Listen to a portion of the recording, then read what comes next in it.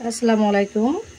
আজকে আপনাদের জন্য নিয়ে আসলাম সুন্দর একটা পকোড়া রেসিপি। তাও কি দিয়ে? এটা শাপলা দিয়ে। এগুলো শাপলা, দেখতে চিনতেছেন কিনা? এটা কিন্তু শাপলা আমি কুচি কুচি করে নিয়েছি। উপকরণগুলো লাগবে শাপলা দিয়ে পকোড়া করার জন্য।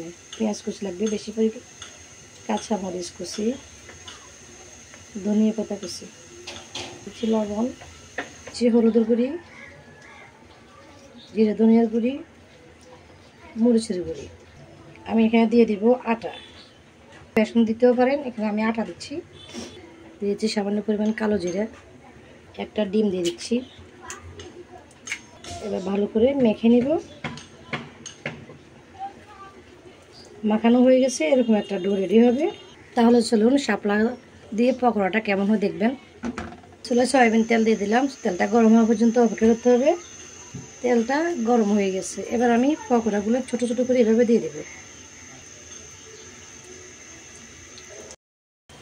তাহলে দেখুন এক পিঠ হয়ে আসলে আমি আরেক পিঠ এভাবে উলটপালট করে দিব। সুন্দর একটা কালার হয়ে আসা পর্যন্ত ভেজে নেবেন।